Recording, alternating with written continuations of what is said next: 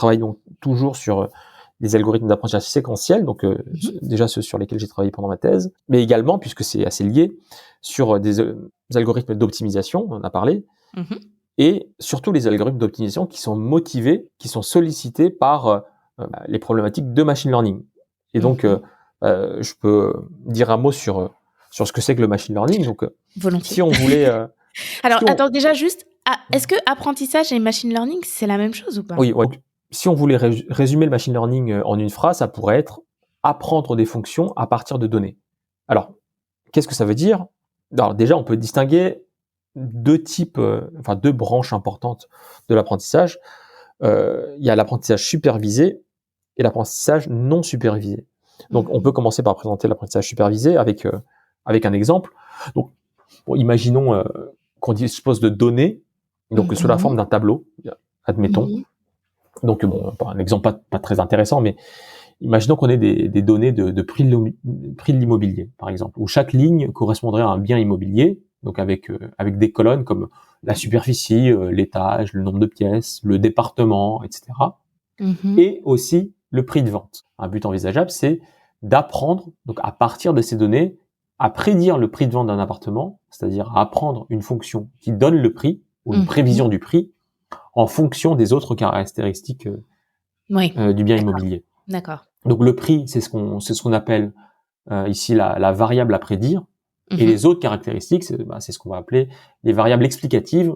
On dit aussi les covariables. Bon, et donc ce problème, donc de trouver une fonction, en fait, on va le formuler, on va l'écrire sous la forme d'un problème d'optimisation continue en dimension finie, donc comme ce que tu nous as expliqué. Voilà. Et donc pour ça, on peut pas chercher parmi toutes les fonctions possibles, parce qu'en fait, on va toujours se restreindre à une famille de fonctions qu'on peut décrire avec un nombre fini de nombres réels. Donc on se donne une famille qu'on peut décrire avec un nombre fini de coefficients. D'accord. Donc, et la quantité qu'on va chercher à minimiser, en l'occurrence, elle va mesurer, donc sur les données dont on dispose, la différence entre la prédiction donnée par la fonction considérée et la vraie réponse, le vrai prix. La particularité de l'apprentissage supervisé, on a des exemples de bonnes réponses. D'accord. Et c'est justement en s'appuyant là-dessus qu'on cherche à construire une fonction qui va permettre, qui va pouvoir être utilisée sur des exemples où on n'a pas la vraie réponse. Ok. Et donc, la minimisation, elle va donner, donc, dans la famille de fonctions considérées, la fonction qui, en un certain sens, prédit le mieux la réponse, le prix, en fonction des variables explicatives. Puisque justement, la quantité qu'on a minimisée, elle mesure l'écart exactement entre la réponse prédite et la vraie réponse sur les exemples considérés. Et donc, cette approche-là, c'est ce qu'on appelle la minimisation du risque empirique, peu importe le nom, et en fait, la plupart des algorithmes d'apprentissage sont de ce type. Bon, exactement comme ça, ou un peu ou une variante. Et donc, ça, c'est pour l'apprentissage supervisé. Bon, c'est assez simple à expliquer. Et l'autre grand type de problème, c'est l'apprentissage non supervisé. Donc, on souhaite toujours apprendre une fonction, mais il n'y a pas, dans les données dont on dispose, d'exemples de bonnes réponses. Donc, en fait, c'est quelque part, ce sont des problèmes où il faut inventer les bonnes réponses. Et alors, je peux essayer de donner un exemple pour s'imaginer un peu à quoi ça correspond.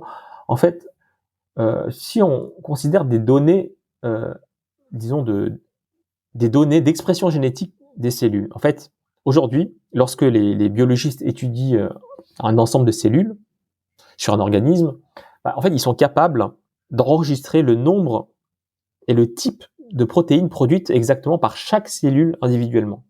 Donc ça, c'est assez récent, hein. C'est ce qu'on appelle la technologie single cell. Et donc, une question qui intéresse les biologistes, c'est, donc après avoir effectué toutes les mesures, les observations, c'est de regrouper les cellules qui se ressemblent en différents types, en différentes catégories. Mais il y a a priori, il y a pas de bonne réponse a priori, c'est pas marqué sur la cellule, je suis de tel type. Et donc il faut, c'est-à-dire qu'il faut créer une classification des cellules sur la base des différentes protéines que chacune a produit. Et donc, il s'agit d'apprendre donc une fonction qui associe donc les données associées au comptage des protéines produites par chaque cellule, à une catégorie, donc une catégorie qu'on peut appeler arbitrairement A, B, C par exemple. Donc typiquement, il n'y a pas de bonne réponse a priori, comme dans le cas de l'immobilier. C'est un problème d'apprentissage non supervisé. D'accord. Voilà. Ok. Donc voilà, ça c'était pour le machine learning. Donc comme je te disais dans mes recherches théoriques, voilà, je continue toujours à définir et à étudier des algorithmes d'un point de vue théorique.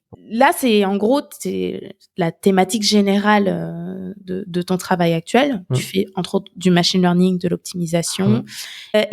Du coup, concrètement, est-ce que tu peux nous expliquer des problèmes que tu regardes en ce moment qui t'intéressent, maintenant qu'on sait que tu fais des applications? Ah, ouais, alors au niveau des applications, oui, effectivement. Ouais, c'est ça. À INRAE, il y a pas mal de sollicitations d'autres disciplines qui ont des besoins en optimisation et surtout en machine learning. Donc là, il y a plusieurs projets sur lesquels j'ai travaillé, sur lesquels je travaille. Par exemple, un projet avec les botanistes, en fait, qui souhaitent prédire pour toutes les espèces de plantes le niveau de menace d'extinction. En fait, la menace pour chaque espèce de plante, en fait, elle est déterminée à la main, en fait, seulement pour un petit nombre d'espèces, parce que c'est un travail très fastidieux et donc il y a peut-être, je sais pas, il y a plusieurs centaines de milliers d'espèces de plantes connues, et il y a ce travail de détermination du niveau de menace, elle est effectuée à la main pour peut-être 20 000, 30 000 espèces. C'est-à-dire qu'il y a des personnes qui collectent des informations autour de cette plante sur son abondance, sur les endroits où cette plante a été observée, sur la diversité des lieux géographiques où elle se trouve, qui utilisent plein d'informations, et puis qui ont peut-être des critères, sûrement des critères à vérifier pour que la plante soit classifiée comme non menacée ou préoccupant, etc. Oui, d'accord, c'est ça à la main, c'est que c'est vraiment un travail de fourmi, c'est vraiment les gens qui mettent le nez dedans et qui ensuite décident eux-mêmes avec tout ce qu'ils ont avec un certain nombre de critères qui se sont donnés. Voilà. D'accord, ok, je comprends. Et donc c'est un travail fastidieux, donc qui a été effectué seulement pour une petite partie des espèces, et donc l'idée, c'est d'utiliser ces menaces déjà déterminées pour apprendre à prédire la menace à partir de tout un tas de variables explicatives. Donc, comme je l'ai dit, le nombre de régions où la plante pousse, le nombre de fois que la plante a été vue pendant telle période, etc., le climat dans telle ou telle région, etc. C'est typiquement un problème d'apprentissage supervisé. Le niveau de menace a été déterminé pour un petit nombre, 30 000, c'est quand même pas mal. Et donc, voilà, on utilise ces bonnes réponses déjà déterminées, ce qu'on considère comme étant des bonnes réponses, pour apprendre une fonction qui nous permettrait de prédire sur l'ensemble des espèces de plantes le niveau de menace. Donc ça, c'est...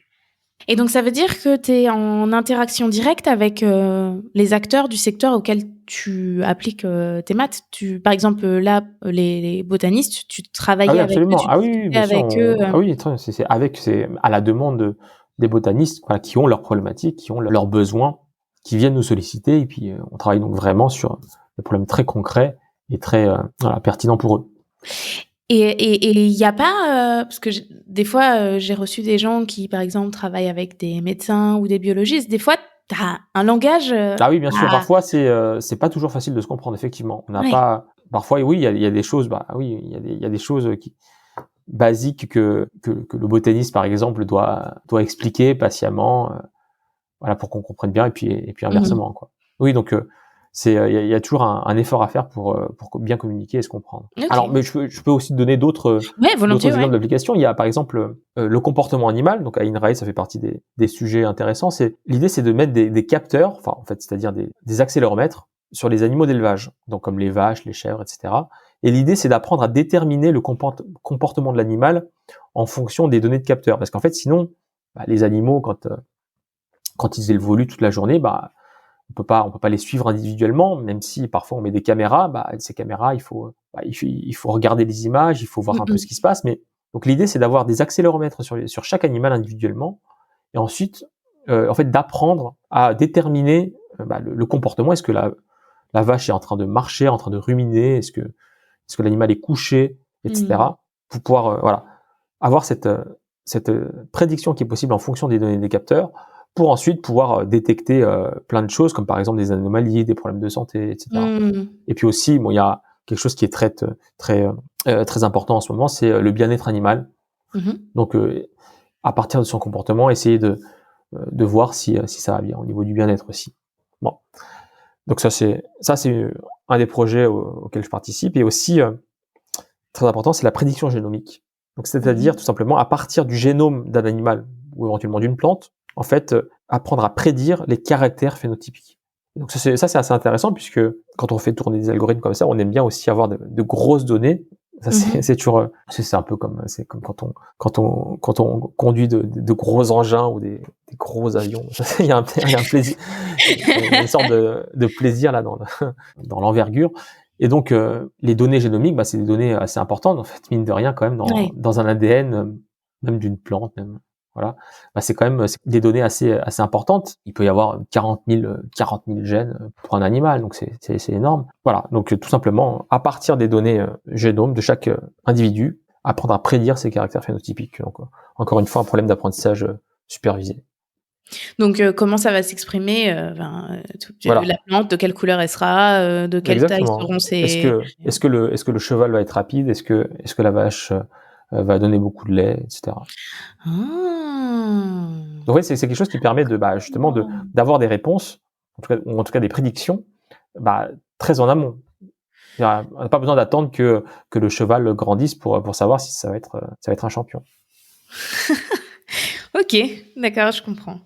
Et est-ce que du coup ça te plaît d'être allé comme ça vers plus d'applications, d'aller vers des choses plus concrètes ou... oui, en fait ça permet aussi de voir, en fait, quand on travaille avec des données importantes, des problèmes où les calculs qu'on doit effectuer sont très coûteux. En fait, ça permet de voir quels sont les types d'améliorations qui seraient intéressants pour les algorithmes. Et donc ça, même si un projet appliqué va pas immédiatement donner lieu à une avancée théorique, en fait, le fait de voir ces problématiques-là, ça permet en fait d'orienter en fait les recherches et les idées sur les nouveaux algorithmes. D'accord. Ouais, donc en fait, tes applications nourrissent tes questionnements plus abstraits, théoriques. Absolument. Et d'autant plus quand l'envergure des problèmes, souvent ça vient de la taille des données, est énorme. Ouais.